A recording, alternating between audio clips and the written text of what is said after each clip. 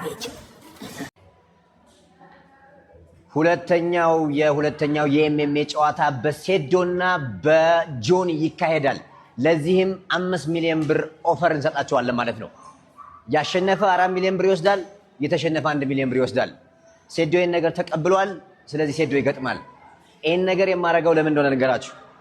ብር ኑሮን ገንዘብ ኑሮን አይደለም። ከእናንተ ከራሳችሁ ለምነን ቢሆን እንሸልማችኋለን።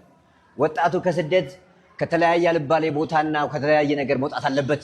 እኛ ይሄ ነገር ስላልነበረ ይሄ አሁን እኛ ለሰዎች ወይም ለወጣቶቹ ያቀረብነው ነገር በጊዜው ስላልነበረ ተሰደን ኩላሊታችን ልናጣ ደርሰን ነበር። በጊዜው ወንድሞቻችን እህቶቻችን ስደት መከራ ይበላሉ እድል ስላጡ። ስለዚህ እኛ ደግሞ ስፖርት ውስጥ በሙያው ላይ ስላለን ይሄን እድል መፍጠር ፈልገናል፣ እየፈጠርንም ነው። ስለዚህ የእናንተን ሰፖርት እንፈልጋለን። በደንብ ስፖርቱ እንዲያድግ፣ ወጣቶች ወደ ስፖርት እንዲሄዱ፣ ዓለም አገራቸውን እንዲያስጠሩ፣ ወጣ ብለው ብዙ ነገር ማየት እንዲችሉ፣ ሰዎች ተደባድበው ገንዘብ መስራት እንደሚችሉ ማሳያም እያሳየን ነው ማለት ነው። ሰፖርት ታደርጉን ይገባል። ሴዶ ተዘጋጅ፣ ጆኒ ተዘጋጅ።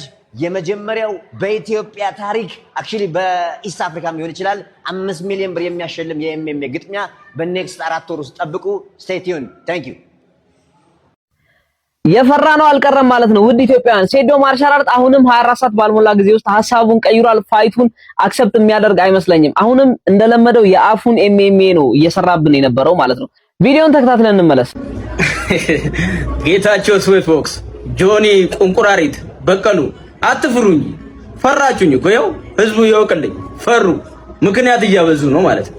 ለማንኛውም እኔ ማርሻል አርት ላይ ከዚህ በፊት ከ10 ዓመት በላይ ውድድር ውስጥ የነበርኩ ከ20 ዓመት በላይ ቴኳንዶ ውስጥ የነበርኩ ያው መረጃ ማየት ትችላላችሁ ማለት ነው። አሁን ምክንያት ማምጣት ጀመርሽ።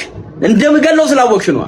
ልጁን እንደማያሰናብተው ከቢዝነስ እንደማወጣችሁ ስላሰባችሁ ምክንያት መደርደር ጀመራችሁ። የኢትዮጵያ ህዝብ ይወቅልኝ። ተንበጫበጩ። ይኸው እነጌች ተብዬ እነ በቀሉ ወይም እንቁራሪቷ እኔ ነግራችኋለሁ እኮ እኔ ንጉስ ነኝ፣ የሚክስድ ማርሻል አርት ንጉስ ነኝ። ያቁኛል። እጄ ሚሳኤል እንደሆነ ያውቃሉ። ካገኘሁት እንደምደፋው ያውቃሉ፣ እንደምገላግለው ለስከ ወዳኛው ማለት ነው። ስለዚህ ተንበጫብጫው አሁን ምክንያት እየደረደሩ ነው ማለት ነው። የኢትዮጵያ ህዝብ ይወቅልኝ። ይኸው ልቤን አሳይቻችኋለሁ። እነሱ ግን ሸኑ፣ ቀዘኑ ማለት ነው።